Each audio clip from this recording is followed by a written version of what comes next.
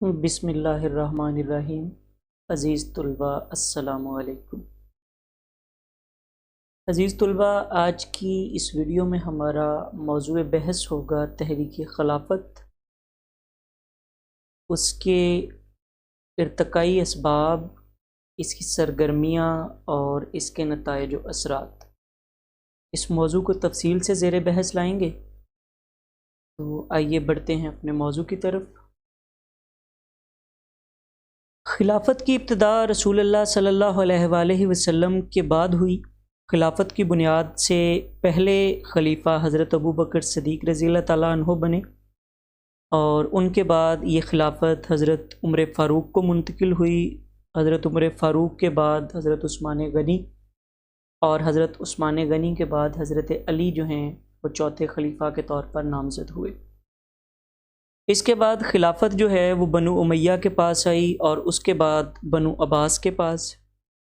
اس کے بعد ترکی کے سلطان نے مصر کو فتح کیا تو خلافت ترکی کے عثمانیہ خاندان کے پاس آ گئی۔ تحریک خلافت سے دنیا بھر کے مسلمانوں کا ایک مذہبی رشتہ تھا جس کو احترام کی نگاہ سے دیکھا جاتا تھا۔ یہی وجہ ہے کہ ترکی کو دنیائے اسلام کا مرکز سمجھا جاتا تھا، جس وجہ سے برصغیر کے مسلمانوں نے بھی اس سے اپنی محبت کے اظہار میں تحریک خلافت کا آغاز کیا۔ تحریک خلافت اس وقت شروع کی گئی جب 1914 میں شروع ہونے والی جنگ عظیم کے اختتام پر برطانیہ کی طرف سے ترکی کے خلاف انتقامی کارروائیوں کا آغاز کیا۔ خوش فہمی تھی کہ ترکی جو ہے وہ برطانیہ کا ساتھ دے گا، مگر اس کے برعکس ترکی نے جرمنی کا ساتھ دیا، اور جب برطانیہ کا جنگ کے اندر جو ہے وہ پلڑا بھاری رہا تو جرمن نے برطانیہ کے ساتھ صلح کر لی، اور اس طرح جرمنی کا ساتھ دینے کی وجہ سے جنگ کا سارا خمیازہ جو ہے وہ ترکی کو بھگتنا پڑا، جس کے باعث ترکی پر چند شرائط عائد کر دی گئیں۔ ان شرائط کا جائزہ لیں تو ان شرائط کے اندر یہ طے تھا کہ ترکی کے جہاز فاتحین کے قبضے میں ہوں گے، ترکی اپنی فوج برطرف کر دے گا، عرب اور ایشیائی کوچک کا فیصلہ فاتحین کریں گے، ترکی اندرونی انتظام خود کرے گا۔ تحریک خلافت ہندوستانوں کے مسلمانوں نے شروع کی، اور اس تحریک کے جو مقاصد طے کیے گئے ان میں مسلمانوں کے مقدس مقامات کی حفاظت کرنا اور ان مقامات سے انگریزوں کے تسلط کو ختم کرنا، خلافت عثمانیہ کے ادارے کو برقرار رکھنا اور ترکی کی حدود کو برقرار رکھنا شامل تھا۔ تحریک خلافت کے لیے سب سے پہلے خلافت کمیٹی کا قیام عمل میں ہے۔ برصغیر کے مسلمانوں کو ترکی پر عائد کی جانے والی شرائط کا پتہ چلا تو وہ انتہائی غصے میں آئے، اور انہوں نے اس کے خلاف تحریک کا آغاز کیا۔ اس مقصد کے لیے انہوں نے سب سے پہلے ایک خلافت کمیٹی قائم کی جس کے تحت انہوں نے جلسے، جلوس اور تقاریر کی، اور برطانوی حکومت کے خلاف نعرے لگائے، اور یہ بھی احتجاج تھا کہ مسلمانوں کے مقدس مقامات کی حفاظت کی جائے۔ دسمبر 1919 کو آل انڈیا خلافت کمیٹی قائم کی گئی، جس میں مسلم لیڈران نے اہم کردار ادا کیا۔ ان میں مولانا عبد البازی، ڈاکٹر ایم اے انصاری قابل ذکر ہیں۔ آل انڈیا کمیٹی کے زیر اہتمام پہلی کانفرنس فضل الحق کی صدارت میں دلی میں منعقد ہوئی۔ اس کانفرنس میں گاندھی اور موتی لال نہرو نے بھی شرکت کی، اور کانفرنس کے اختتامیے پر یہ طے پایا کہ اگر برطانیہ نے مسلمانوں کے مقدس مقامات کی حفاظت پر سے اتحادیوں کا قبضہ ختم نہ کیا تو پھر مسلمان برطانیہ کے ساتھ تعاون نہیں کریں گے۔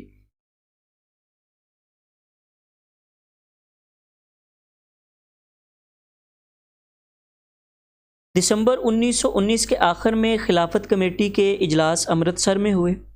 اس اجلاس کا مقصد یہ تھا کہ ہندو اور مسلمانوں کا اتحاد ہو، اور ایک ایسا وفد تیار کیا جائے جو مسلمانوں کے مطالبات لے کر انگلستان روانہ ہو اور برطانوی حکومت کے سامنے ان کے مطالبات کو رکھے۔ چنانچہ 1920 میں یہ وفد محمد علی جوہر کی قیادت میں انگلستان گیا۔ اس میں شامل لوگوں میں حسن محمد حیات، سید حسین، سید سلمان ندوی، مولوی ابو القاسم، مبشر حسین کدوائی اور محمد شعیب قریشی جیسے لوگ۔ اس وفد نے برطانیہ کے وزیر اعظم لائیڈ جارج سے ملاقات کی، اور محمد علی جوہر نے اپنے مطالبات پیش کیے اور دلائل کے ساتھ ترکی سے انصاف کا مطالبہ کیا۔ برطانوی وزیر اعظم نے ان تمام سوالات کو سننے کے بعد ان کا جواب ان الفاظ میں دیا: جرمن سے انصاف ہو چکا، آسٹریلیا سے بھی انصاف خاصا خوفناک تھا، تو ترکی اس انصاف سے کیوں بچے گا؟ وفد نے ہر ممکن کوشش کی لیکن برطانیہ نے وفد کو کوئی جواب نہ دیا۔ وفد نے اپنے بیانات اخبارات میں دیے مگر سب کچھ بے سود تھا، اس کا کوئی فائدہ نہ ہو سکا۔ ان حالات سے مایوس ہو کر ہندوستان میں یوم سیاہ منایا گیا۔ برطانیہ کے جواب کے بعد مسلمانوں نے ہمت نہ ہاری اور کوششیں جاری رکھیں۔ تمام جدوجہد کے باوجود مسلمانوں کا وفد 1920 کو ناکام ہندوستان لوٹا۔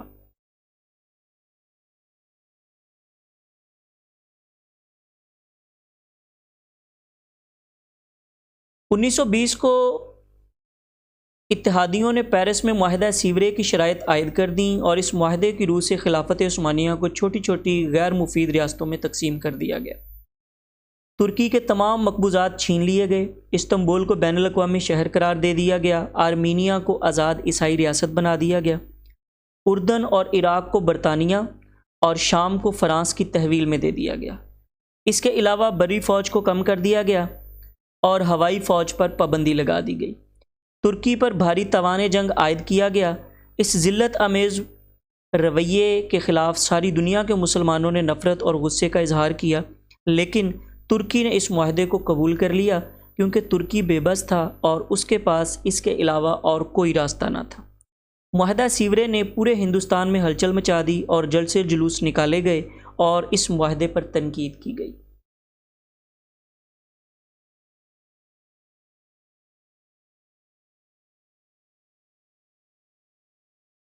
مئی 1920 کو ممبئی میں خلافت کانفرنس کا جلسہ ہوا جس میں مسٹر گاندھی نے فیصلہ کیا کہ عدم تعاون کی تحریک شروع کی جائے تاکہ برطانیہ کو پریشرائز کیا جا سکے۔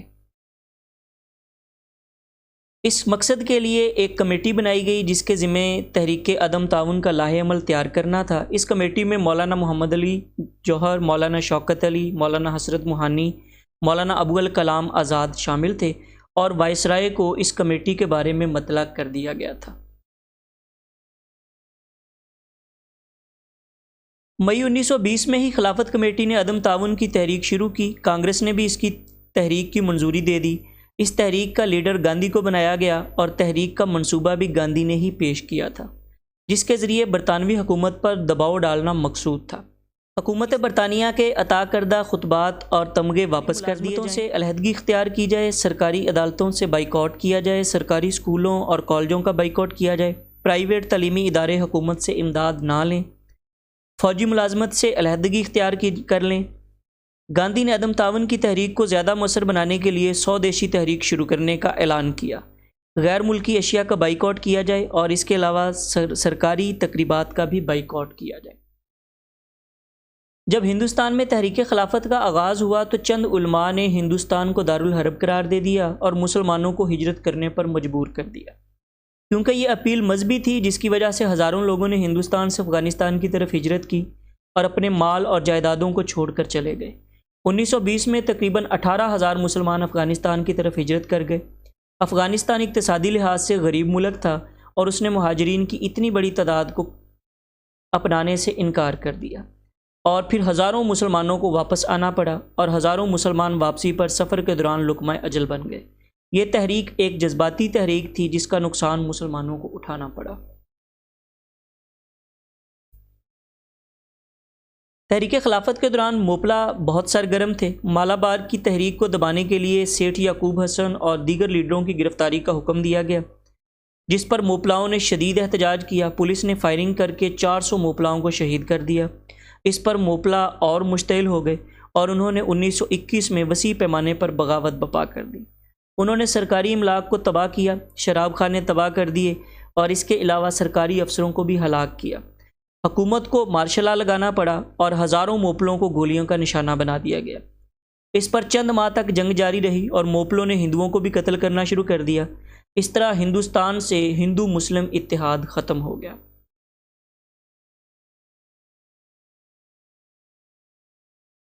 ترکی میں خلافت عثمانیہ کا ہمیشہ کے لیے خاتمہ ہو گیا۔ ترکی کے تمام علاقے اس سے چھین لیے گئے، وہاں کے لوگوں کو بھی خلافت سے کوئی دلچسپی نہ رہی۔ کیونکہ ان کو کافی نقصان اٹھانا پڑ گیا تھا، لیکن ہندوستان کے لوگوں کا خیال تھا کہ ترکی میں خلافت کو برقرار رکھا جائے۔ ترکی کے لوگوں نے یہ فیصلہ کیا کہ تحریک خلافت کو سرے سے ختم کر دیا جائے۔ جمہوری پارٹی کے اجلاس میں 1929 میں یہ قرار کی گئی عثمانیہ خاندان کے افراد کو ترک سے نکال دیا جائے۔ چنانچہ اس قرارداد پر جلد ہی عمل کیا گیا اور عثمانیہ خاندان نے ترک سے جلا وطنی اختیار کر لی۔ اس طرح ترکی سے خلافت کا خاتمہ ہو گیا۔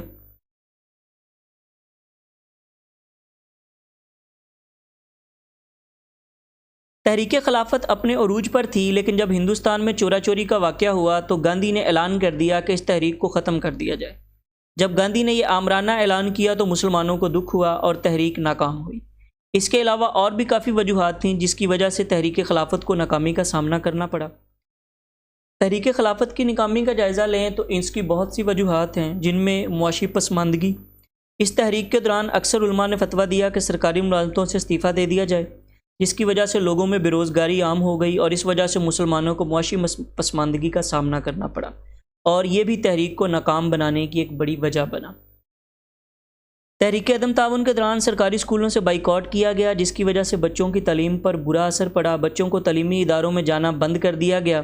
یہ نقصان بھی مسلمانوں کو ہی اٹھانا پڑا۔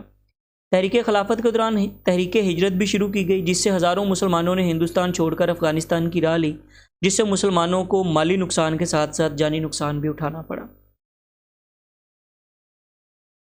مسلمان اس تحریک کے ذریعے خلافت عثمانیہ کی بقا چاہتے تھے، لیکن گاندھی نے عدم تعاون کی تحریک کو ختم کرنے کا اعلان کر دیا، جس سے مسلمانوں کو مایوسی ہوئی اور اسی وجہ سے ہندو مسلم اتحاد کا خاتمہ ہو گیا۔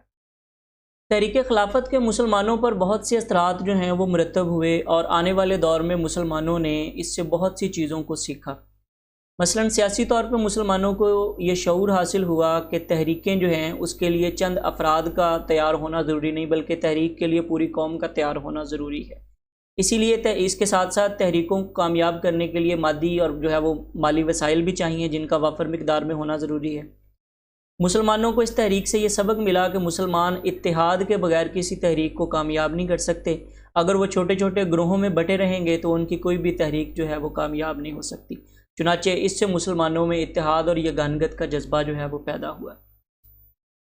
مسلمانوں نے اس تحریک کے ذریعے سے کئی ادارے جو ہے ان کو قائم کیا، اور کئی جگہ پہ مسلمان جو ہے وہ اتحاد میں ایک دوسرے کے ساتھ جڑے، جس سے ملت اسلامیہ جو ہے اس کا دوبارہ سے اتحاد جو ہے وہ اپنے عروج کی طرف پہنچا۔